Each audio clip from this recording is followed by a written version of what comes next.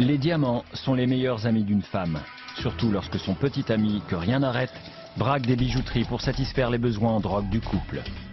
Et quiconque se dresse sur le chemin du couple a intérêt à prendre garde dans cette précieuse et pétrifiante liaison fatale.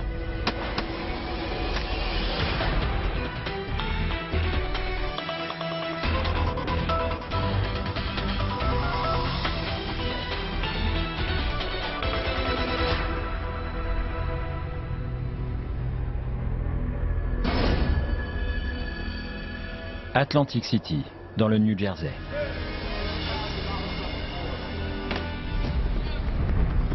Le 4 février 2005, une équipe du SWAT investit un motel dans lequel se terre un fugitif armé et dangereux. Ok les gars, on a un suspect qu'on a identifié. C'est un drogué, un type désespéré. Chris, ouvrez, police!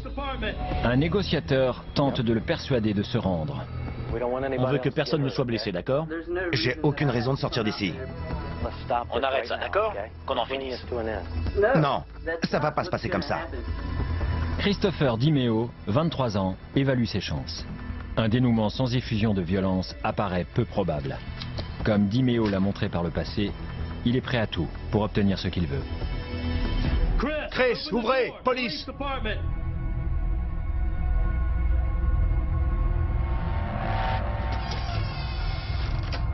Ouvrez la porte en grand. Sortez dans le couloir. Ils avaient le feu vert pour lui, c'est-à-dire qu'ils pouvaient l'abattre si nécessaire. DiMeo savait que ce jour arriverait. Il s'y préparait depuis des années. Ouvrez la porte!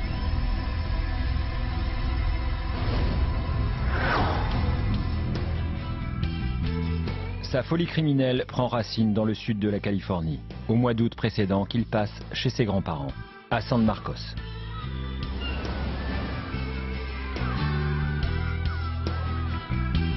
Là, il rencontre Nicole Pierce.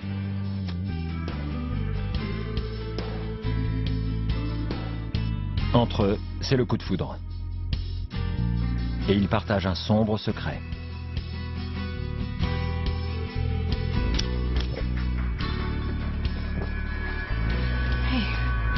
Quoi? Il en reste? Oui. Ils sont accros à l'héroïne. Se procurer de la drogue et se défoncer, c'est toute leur vie. C'était vraiment deux âmes sœurs qui s'étaient finalement rencontrées. Ces deux-là faisaient bien la paire.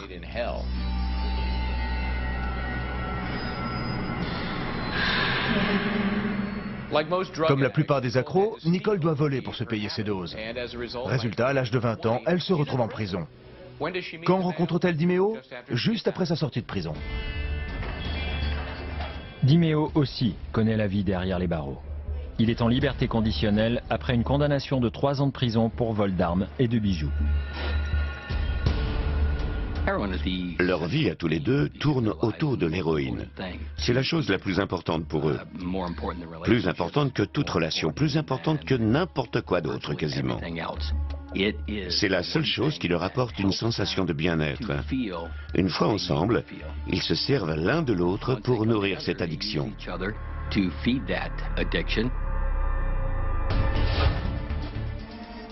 DiMeo est tellement prêt à tout pour se procurer l'argent de sa drogue qu'il vole des tableaux de valeur chez ses grands-parents. Avec sa nouvelle compagne à ses côtés, il vole aussi leur voiture pour un voyage d'un océan à l'autre.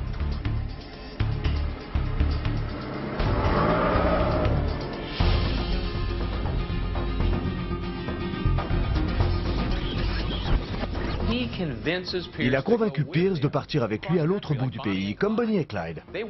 Ils n'étaient pas encore un couple à ce moment-là. Ils venaient juste de se rencontrer. Il a ignoré des rendez-vous avec son agent de probation et il a juste disparu. Ils se rendent à New York, où DiMeo a grandi.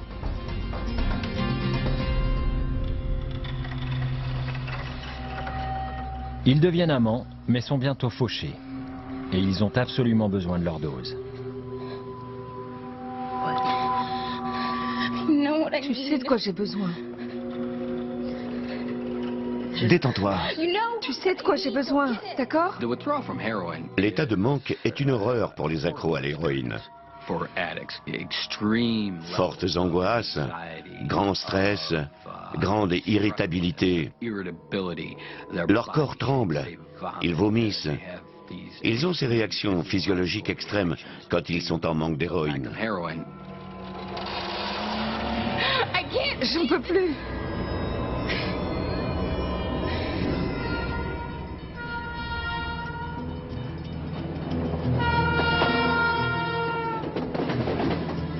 Quatre mois après leur arrivée de Californie, ils échafaudent un plan pour s'enrichir rapidement.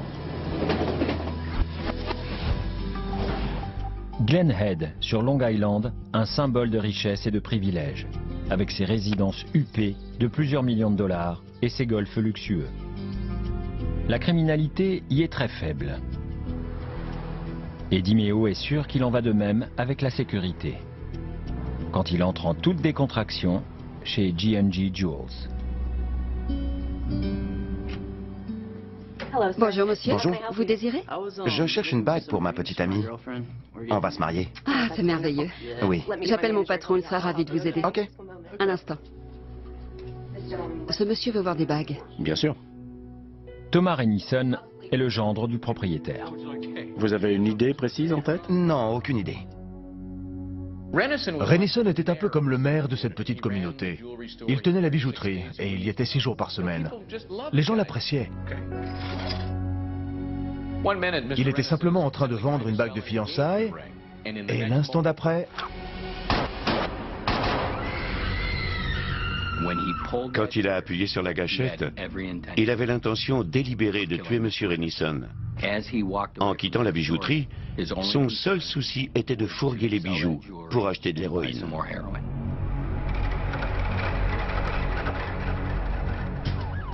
La police du comté de Nassau arrive rapidement sur les lieux et suspecte un braquage décidé sur un coup de tête. Je suis allé chercher mon patron.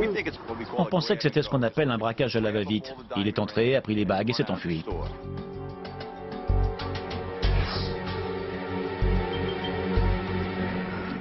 Pouvez-vous dire comment ça s'est passé?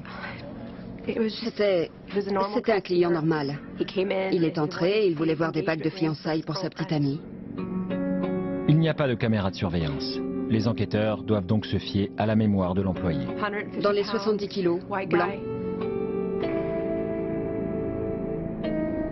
Le tireur mesure environ 1,75 m, a une vingtaine d'années et possède un trait distinctif notable. Des yeux bleus perçants.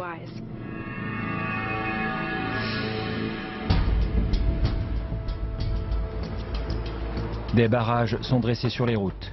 La police patrouille le long des voies ferrées de Long Island, mais le suspect est déjà loin. On ne savait pas dans quelle direction il était parti. On ne savait pas s'il était en voiture, si un chauffeur l'attendait. Plusieurs témoins ont dit qu'un train était en gare juste après le braquage. Il aurait pu prendre ce train, pour autant qu'on sache. Il aurait même peut-être pu prévoir de le prendre. Un dessinateur de la police fait un portrait robot de l'assassin, qui est distribué aux médias locaux. Les médias ont été très réceptifs. Le portrait robot a été diffusé sur toutes les chaînes de télé et dans les journaux. On espère toujours un coup de fil de quelqu'un qui nous mette sur la bonne piste. Quand le meurtrier est un inconnu, au début, on n'a quasiment aucun moyen de savoir dans quelle direction chercher. Alors on suivait 100 directions différentes en essayant d'en réduire le nombre.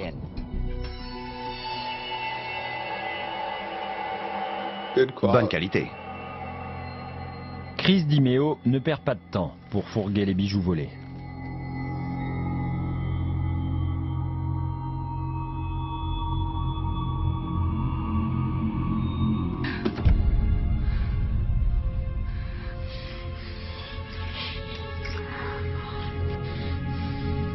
Ce qui lui procure l'argent pour aller acheter l'héroïne dont il a besoin au quotidien.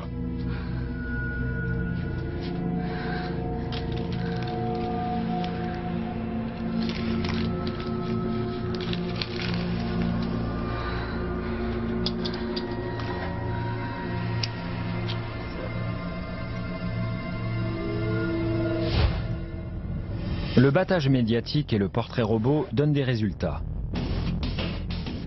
Les enquêteurs découvrent que le tireur a déjà sévi. Et ils pensent savoir qui il est. Mais les meurtres et le chaos ne font que commencer.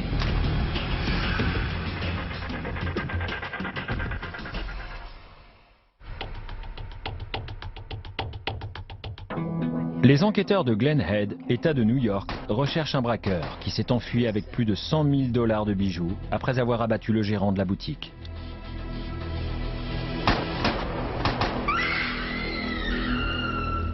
Un appel à témoins débouche sur quantité de nouvelles pistes et de suspects possibles. Les enquêteurs apprennent qu'une autre bijouterie a été dévalisée près de là, à Westbury, 2 semaines auparavant. Le voleur a dérobé pour 65 000 $ de bagues de fiançailles. La police est rapidement convaincue qu'il s'agit du même homme. Mais cette fois, une caméra de surveillance filmait. Il ne pouvait pas sortir, la sécurité du magasin avait bloqué les portes. Il a dû menacer l'employé juste pour sortir. Il a brandi son arme et l'a pointée sur l'employé. Je crois qu'il a appuyé sur la gâchette et que le coup n'est pas parti. Bouge pas! Chris DiMeo a alors appris une chose sur sa future activité. Cibler des magasins ne possédant pas de système de sécurité sophistiqué. Il a appris ça ce jour-là et il n'a jamais refait la même erreur. Encore une fois, le braqueur a des yeux bleus perçants. Un témoin oculaire dit qu'un véhicule l'attendait. Un SUV noir de marque japonaise. C'est un renseignement utile, mais plutôt léger pour remonter jusqu'au coupable. Il y avait plus de 1000 SUV noirs du même modèle dans l'État de New York. On s'est intéressé à ceux qui étaient enregistrés dans le comté de Nassau. On a vérifié le casier de leur propriétaire pour voir si l'un d'eux avait déjà eu des démêlés avec la police. 1000 voitures, ça fait beaucoup. Un mois plus tard, l'enquête semble à l'arrêt. DiMeo et sa maîtresse sont à nouveau fauchés et soucieux de se procurer leur prochaine dose. Ils ont découvert une chose qui ne leur a pas plu. La drogue de New York n'est pas aussi forte que celle de Californie. Il en faut plus, et donc ça coûte plus cher. Il doit faire plus de braquages à New York pour se défoncer autant qu'en Californie. Il leur faut plus de 600 $ par jour pour se payer leur dose quotidienne d'héroïne. Ayant un besoin pressant d'argent, DiMeo s'apprête à frapper une 3e fois. Ils se rendent à 30 km au nord de Manhattan, dans une bijouterie à Nanuet.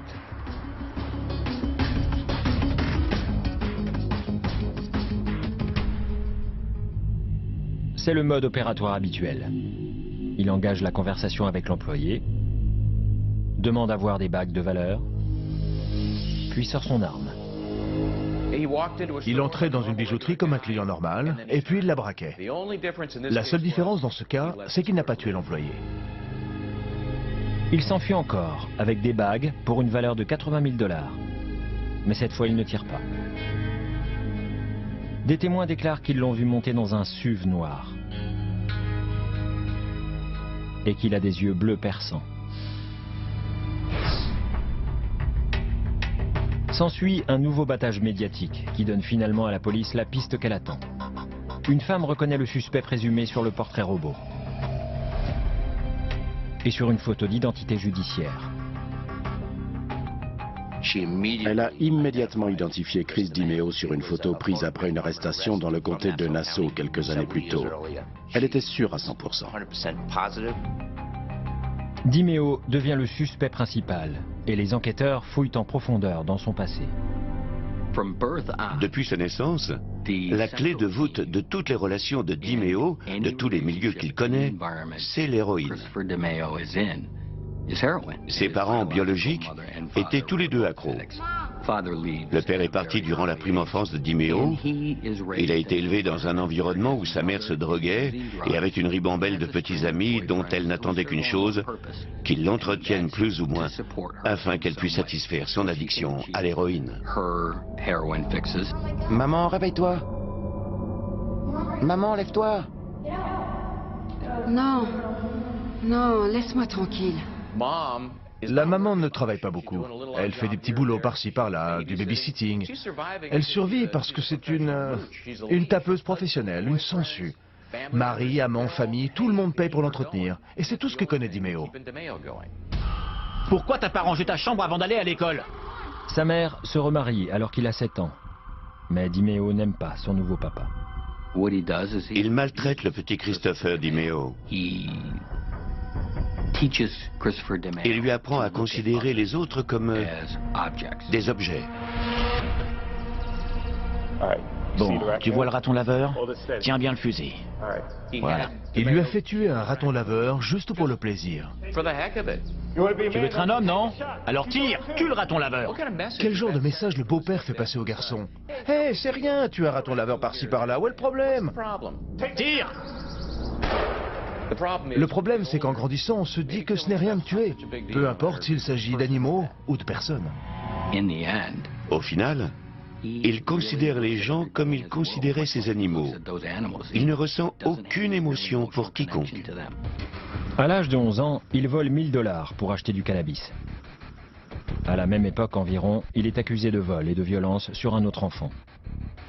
Le quotidien de Christopher DiMeo, c'était d'apprendre à voler, d'apprendre à manipuler les gens, d'apprendre à se servir des autres pour arriver à ses fins. C'est ce qu'il a appris en grandissant. Durant sa scolarité, il n'avait aucun respect pour les fonctions symbolisant l'autorité, comme les profs. Il terrorisait d'autres élèves, c'était une vraie brute. Il se conduisait comme pour dire « Je ferai tout ce que j'ai envie de faire et je me fiche des conséquences ». À la fin de son adolescence, il fournit de l'héroïne à sa propre mère. Ce qu'il a remarqué toute sa vie, c'est que le seul moment où sa mère prête un peu d'attention à quelqu'un, c'est quand on l'aide à se procurer de l'héroïne. Alors qu'est-ce qu'il a fait? Il a commencé à lui acheter de l'héroïne, à acheter son amour, même si ce n'est pas le genre d'amour que la plupart des gens rechercheraient. Il n'y a pas de véritable lien affectif. On ne lui a jamais enseigné à aimer et il n'a jamais appris. Le docteur Paul Humble a examiné DiMeo et pense qu'il souffre d'un trouble de personnalité antisociale. C'est un trouble envahissant qui se caractérise par le mépris des droits d'autrui et la violation des droits d'autrui. Ça commence à un jeune âge, avant 15 ans, et ça continue à l'âge adulte. Ça se manifeste par les signes suivants: mensonges répétés, impulsivité, irresponsabilité, incapacité à garder un travail, faire courir de gros risques aux autres, et surtout, enfreindre la loi, de façon continuelle et généralisée. Ok, c'est parti.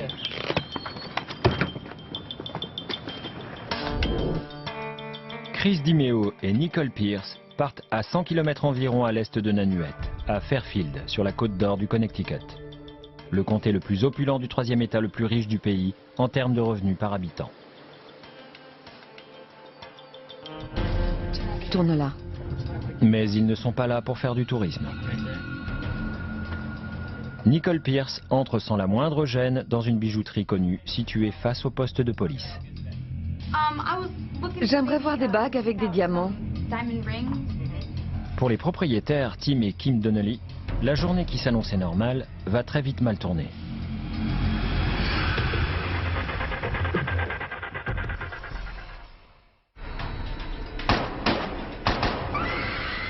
En 2005, le braqueur et tueur Chris DiMeo est toujours en cavale. Il arrive à Fairfield, dans le Connecticut, avec sa petite amie, Nicole Pierce. Tous deux sont accros à l'héroïne et en sont réduits à voler pour se payer leur dose.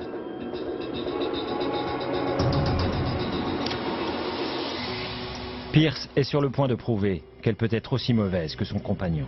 Bonjour, bienvenue à la bijouterie Donnelly. Je m'appelle Kim, vous désirez? Son rôle consiste à faire du repérage, afin que DiMeo puisse assurer sa fuite. Les bijoutiers Kim et Tim Donnelly ne se doutent pas que cette cliente veut leurs plus beaux bijoux, mais n'a aucune intention de les payer. Nicole joue un rôle très important. Tous deux travaillent en duo. Elle entre et fait du repérage. Elle passe sur place un moment considérable. Elle enregistre mentalement toutes les données de la bijouterie. Elle s'intéresse à tout ce qui pourrait poser des problèmes.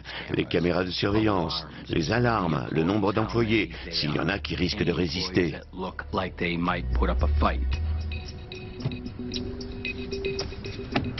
Quand elle quitte une bijouterie, elle note sur une feuille tout ce qu'elle a mémorisé, et de façon très détaillée. C'est une véritable association criminelle. Les bagues sont là.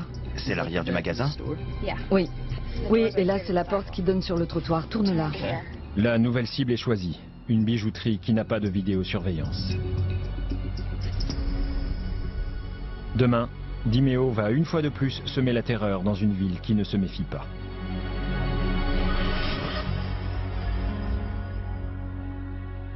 Les Donnelly sont ensemble depuis le lycée et vivent un mariage heureux depuis 30 ans.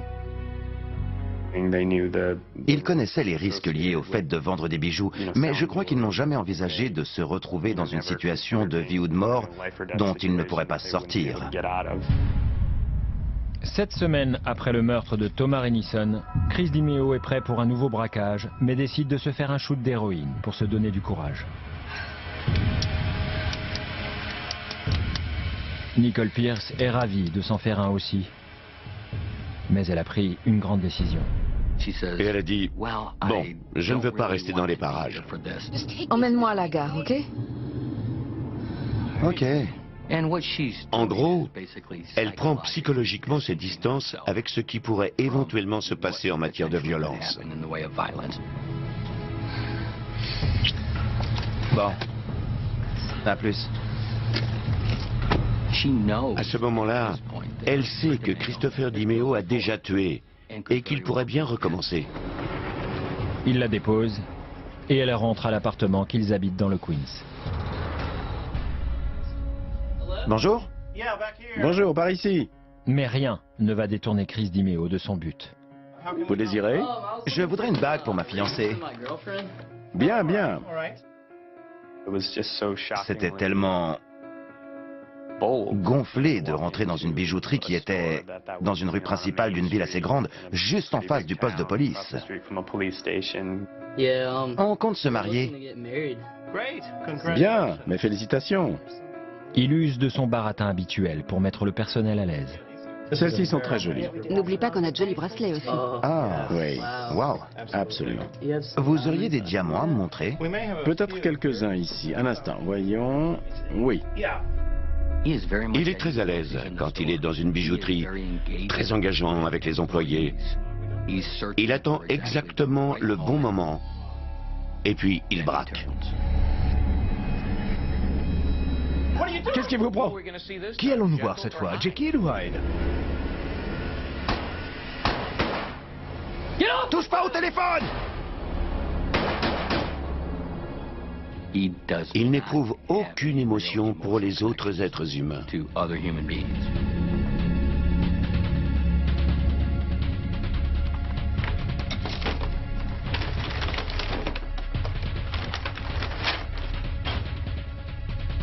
Un avocat du cabinet situé au-dessus de la bijouterie vient voir d'où viennent ces bruits assourdissants. Urgence de Fairfield. Envoyez une ambulance au 1438 Post Road, à la bijouterie Donnelly. 1438, bijouterie Donnelly. Oui. Que se passe-t-il? On dirait qu'on a tiré sur Tim. Il est blessé? Il est blessé, oui. Ok, chez Donnelly. La bijouterie Donnelly.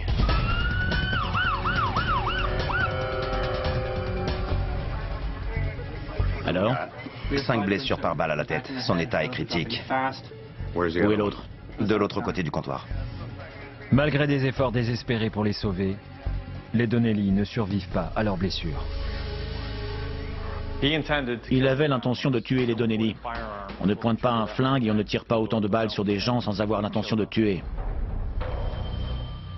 Les enquêteurs pensent que le témoin oculaire aurait très bien pu être une troisième victime. Il a vu le suspect de face. A-t-il de la chance d'être toujours en vie? Je le crois. Vous l'avez vu? Oui, bien sûr. Il doit avoir dans les 19, 20 ans. Il a des yeux bleus perçants. Les pires craintes des enquêteurs du comté de Nassau viennent de se réaliser. C'était ma grande crainte, qu'il commence à passer à la vitesse supérieure. Je sentais qu'après avoir tué 2 autres personnes, il devenait de plus en plus prêt à tout. Aucun doute sur l'identité du coupable. Notre témoin a reconnu DiMeo dans un tapissage.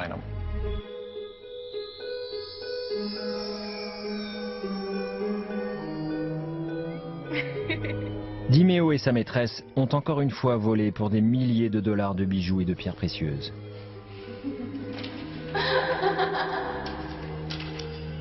Mais ce qu'ils tirent de leur butin ne leur permet de se payer de la drogue que pour un peu plus d'une semaine.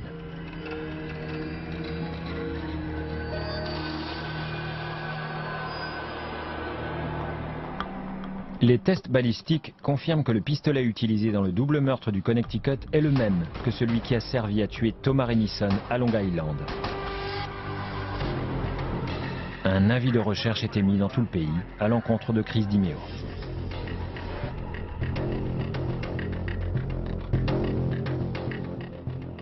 Malgré le risque qu'elle prévienne son fils, qu'il est recherché par la police, les enquêteurs amènent sa mère, Marianne Taylor, au poste pour l'interroger. Nous pensons que votre fils a déjà tué 3 personnes. Tout ça risque de finir en fusillade et votre fils se fera tuer. Elle dit à la police que Chris est revenu à New York 2 mois avant le meurtre de Thomas Rennison. Elle révèle aussi qu'il n'est pas seul.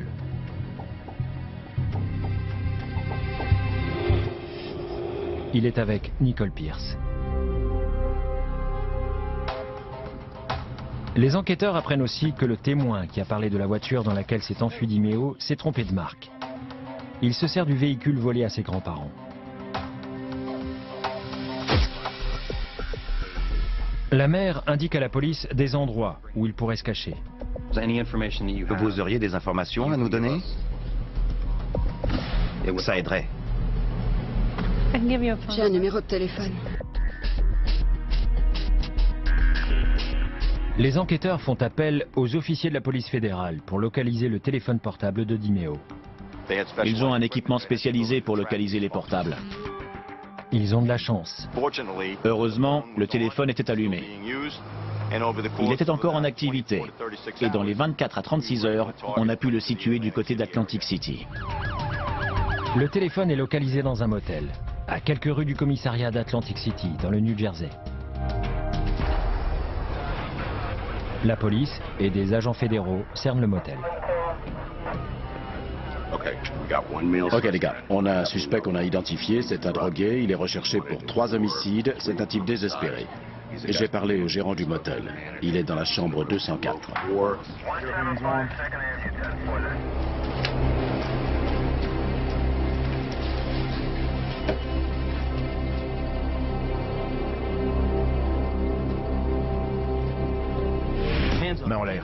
Main en l'air, tournez-vous. Tournez-vous. Tout de suite. Un geste et je tire, compris? Avant tout, je voulais savoir s'il était dans cette chambre. On voulait savoir s'il avait son arme. On voulait savoir s'il y avait quelqu'un d'autre dans la chambre. Combien ils sont dans la chambre? Juste lui. C'est sûr? Oui. Que lui? Oui.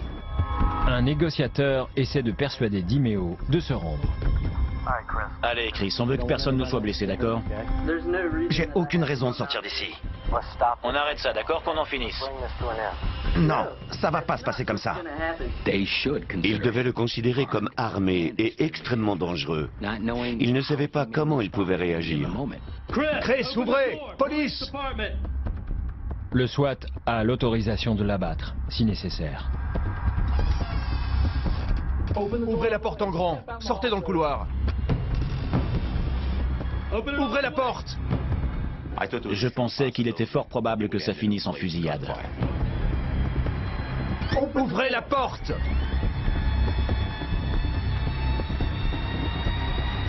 Montrez vos mains. Main en l'air. Un geste brusque et je tire, c'est compris? Tournez-vous. Je lui ai demandé pourquoi. Pourquoi il n'avait pas tiré sur les gars du SWAT. Et il m'a répondu qu'il était un lâche, qu'il avait eu peur de le faire.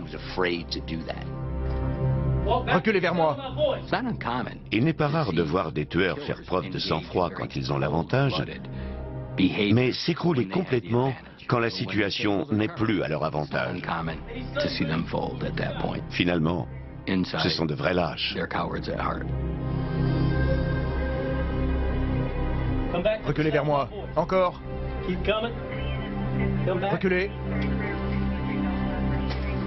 À genoux. À genoux.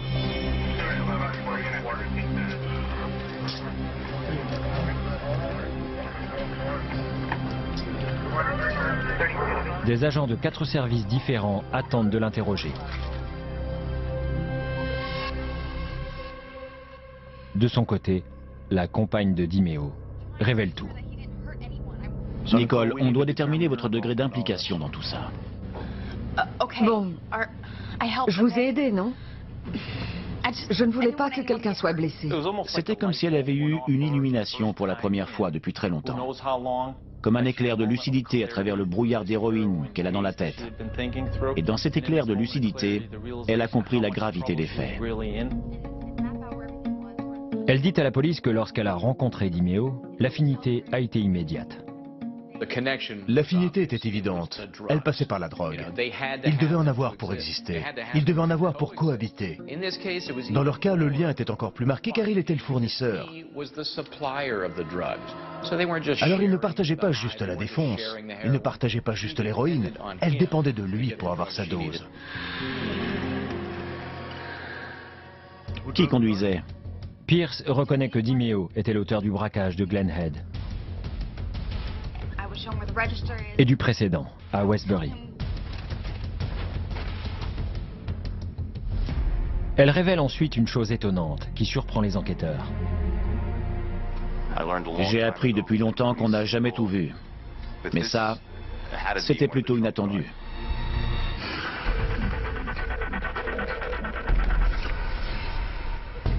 En février 2005, la police arrête les héroïnomanes Chris DiMeo et Nicole Pierce après une intervention armée dans un motel. Pierce confirme aux enquêteurs que son petit ami est l'auteur des braquages de plusieurs bijouteries dans le Grand New York, au cours desquels 3 personnes ont été abattues. Touche pas au téléphone!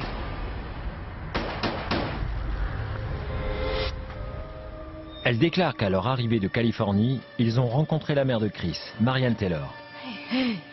Il en reste? Oui, il en reste un peu. Et tous les 3 passaient le plus clair de leur journée à planer.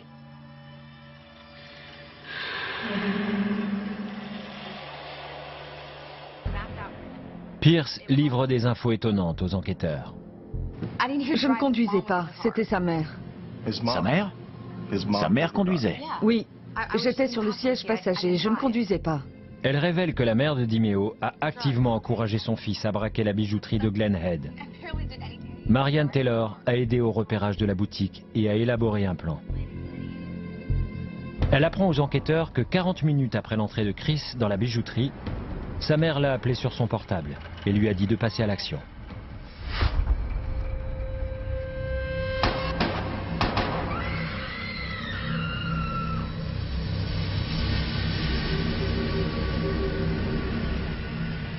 Pierce admet avoir fait les repérages du magasin du Connecticut, mais ensuite, elle a pris peur. Emmène-moi à la gare. Ok, À la gare. d'accord. Nicole Pierce a voulu rentrer en train, car elle savait ce qui allait se passer. Elle savait ce qu'allait faire Christopher, et elle ne voulait pas en être. Elle voulait juste ce qui en découlerait, c'est-à-dire de l'héroïne. DiMeo n'a tiré que 7 000 $ des bijoux volés, qu'il a vite dépensé en drogue.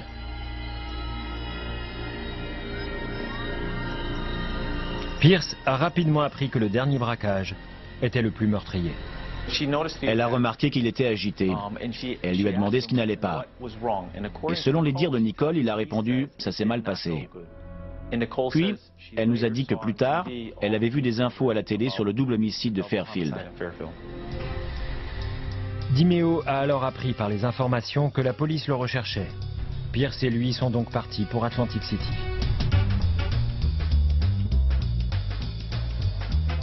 Ils sont descendus dans un hôtel miteux.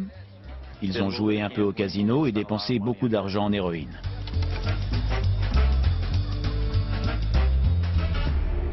La déposition de Pierce conduit les enquêteurs à arrêter la mère de DiMeo. Marianne Taylor admet qu'elle a aidé à planifier le braquage de Glen Head et qu'elle attendait dehors, au volant de la voiture. Allez, allez, dépêche-toi.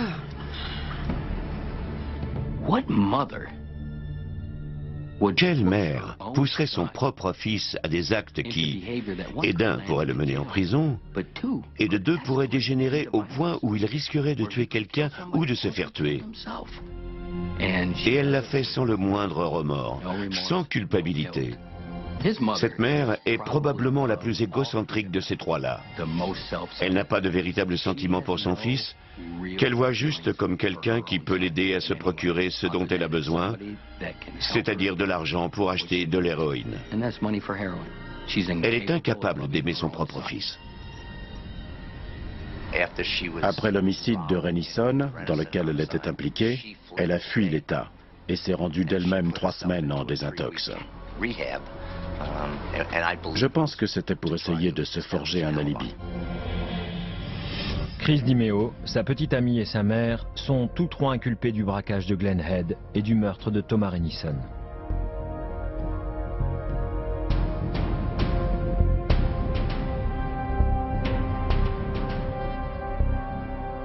En août 2005, Nicole Pierce est condamnée à 20 ans de détention. Si elle n'avait pas rencontré Christopher DiMeo, je ne sais pas si elle aurait été impliquée à ce point dans des actes criminels.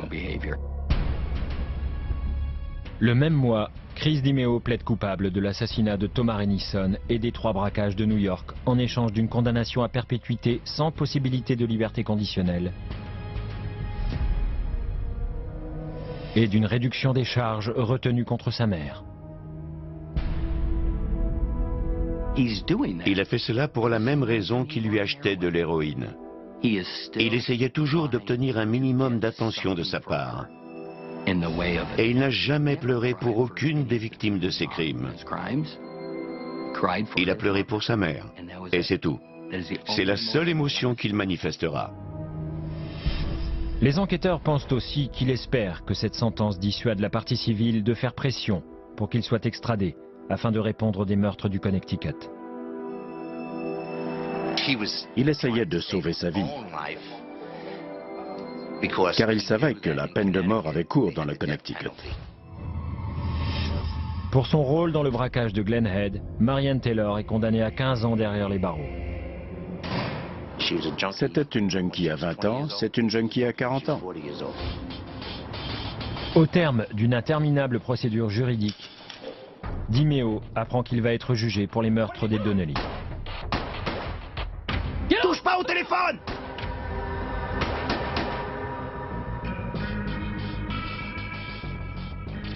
L'accusation veut la peine de mort et compte sur le témoignage de Nicole Pierce pour l'obtenir. Mais elle ne vivra pas assez longtemps pour le donner.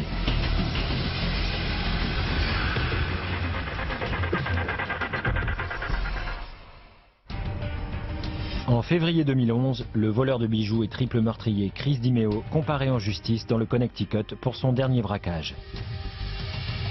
Et l'accusation s'efforce d'obtenir la peine de mort. La partie civile est convaincue de pouvoir persuader le jury que les meurtres de Tim et Kim Donnelly sont empreints de circonstances aggravantes. L'une d'elles, c'est que Madame Donnelly a subi une torture physique ou psychologique, un acte de barbarie dépassant de loin le simple cadre du meurtre. Et cela dans l'indifférence impitoyable du meurtrier. Son mari a été abattu sous ses yeux. Et elle savait qu'elle serait la suivante. DiMeo plaide non coupable pour les 2 meurtres et le vol à main armée. Ses avocats disent aux jurés comment ils doivent le voir. Ce gars-là n'est pas un génie du crime. Il n'élabore pas le casse du siècle. C'est juste un junkie armé d'un pistolet. Les avocats de DiMeo tentent de persuader le jury de ne pas l'envoyer dans le couloir de la mort, en prétendant que Tim Donnelly a été tué en essayant de s'emparer de l'arme.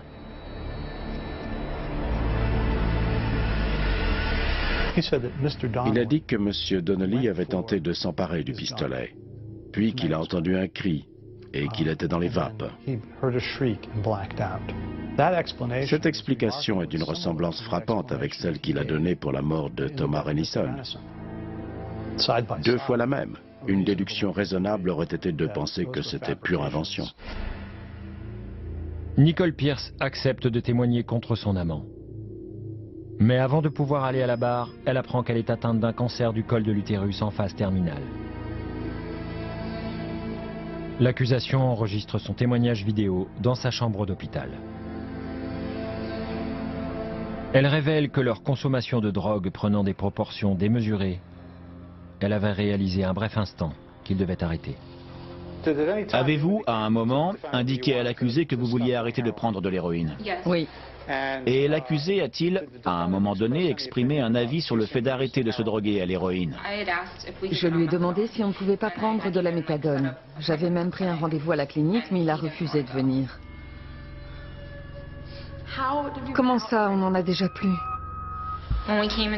Quand on est arrivé dans le Connecticut, on s'est arrêté, on a regardé dans l'annuaire et on a arraché les pages des bijouteries pour avoir des adresses. Je vais y aller. Je vais repérer tous les comptoirs et t'indiquer où sont les bijoux les plus chers, ok? Ok. C'est une boutique pépère, il n'y a personne là-dedans. Pierce explique comment elle repérait les cibles potentielles. J'entrais et je regardais l'agencement de la bijouterie. Combien d'employés il y avait. Et si c'était le cas, où se trouvaient les bijoux les plus chers. Que faisiez-vous de ces infos? Je les donnais à Chris. Et je lui donnais aussi mon avis. Je lui disais qu'il pouvait commettre le braquage sans faire de mal à qui que ce soit. Je ne pensais pas que là, ça m'ennuie de dire ça, mais j'avais un feeling. Je sentais qu'il pouvait braquer cette bijouterie sans problème. Il m'a déposé à la gare. Bon, à plus. À plus. Et il est allé braquer le magasin. Après les meurtres, DiMeo a vite vendu ce qu'il avait volé. Il est revenu et je l'ai enlacé. Puis il a balancé l'argent et la drogue sur le lit et je me suis défoncée. Alors il est venu s'asseoir sur le lit et il s'est défoncé avec moi. Qu'a dit l'accusé? Que ça s'était mal passé. Fallait rien lui demander. Alors j'ai baissé les yeux et j'ai vu une tache sur sa chaussure. Une tache de quoi? Une tache rouge.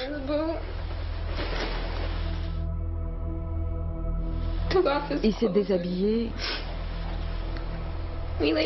On s'est allongé et on a plané. L'accusation rejette la notion de meurtre commis sous l'emprise de la drogue et insiste sur le fait qu'il savait ce qu'il faisait.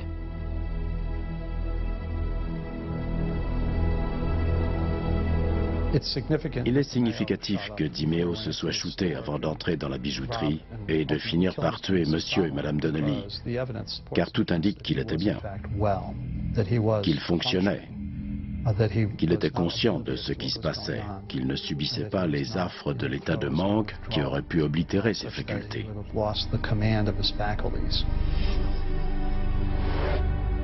Son besoin de drogue augmentant, il s'est tourné vers des moyens de plus en plus extrêmes pour le satisfaire. Il leur en faut de plus en plus. Pas pour planer comme au début, mais pour éviter les symptômes du manque. Quand vous commencez à devoir dépenser 500, 1000 $ par jour pour de la drogue, vous vous engagez dans une escalade d'actes criminels pour vous procurer cet argent. Vol, cambriolage.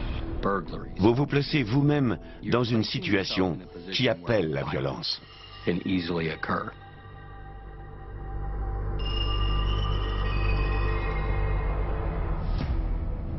Le jury délibère moins de 4 heures pour arriver à une décision. Lorsque le verdict est tombé, le coup a été rude pour DiMeo. Il a dû ressentir la même chose que les Donnelly quand il les a abattus. Coupable, pan. Coupable, pan. Coupable, pan.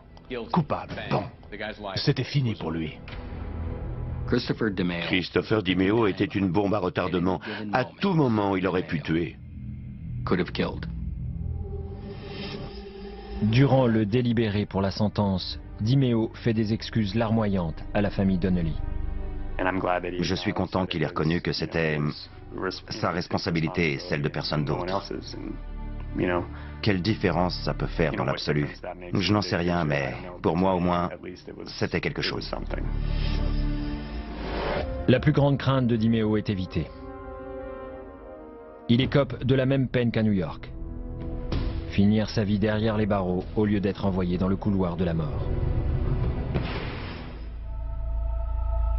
Au tribunal, Eric Donnelly s'est adressé à l'homme qui lui a enlevé ses parents. Je crois que mes mots exacts ont été... Ma mère vous a supplié de la laisser vivre et vous avez refusé. Et des années plus tard, vous avez demandé à un jury de 12 inconnus la même pitié et vous l'avez obtenue. J'espère que vous le reconnaissez. J'espère que vous n'y êtes pas indifférent et j'espère que vous serez capable de faire quelque chose de tout ce temps. DiMeo signe une déclaration promettant qu'il ne fera pas appel de sa condamnation. Selon la police, il a dérobé des bijoux pour une valeur estimée à plus de 300 000 $ afin de satisfaire ses besoins en héroïne durant ces 4 mois de démence criminelle qui ont coûté la vie à 3 personnes. Christopher DiMeo est ce qu'il y a de pire. C'est le jeune bien mis, aux beaux yeux bleus, qui entre dans un magasin, qui va voir un film, qui vient frapper à votre porte pour sortir avec votre fille. C'est le cauchemar de tout le monde. Je ne trouve pas d'autre mot pour le décrire que mal absolu. Ce ne sont pas deux individus tellement défoncés qu'ils ne pouvaient apprécier l'illégalité de leurs actes ou les conséquences de leurs actes. Ils ont planifié ces braquages. Ils les ont commis avec sang-froid et préméditation, comme des prédateurs. Rien n'indique qu'ils auraient arrêté. Qu'est-ce qui vous prend? La liaison fatale, c'était que DiMeo était prêt à appuyer sur la gâchette et à tuer un autre humain, et que Nicole Pierce était du genre que cela ne dérangeait pas. Ce qui rendait Nicole Pierce et Christopher DiMeo aussi dangereux, c'est qu'ils avaient l'air du jeune couple d'à côté, et qu'en un instant, ils pouvaient devenir votre pire cauchemar.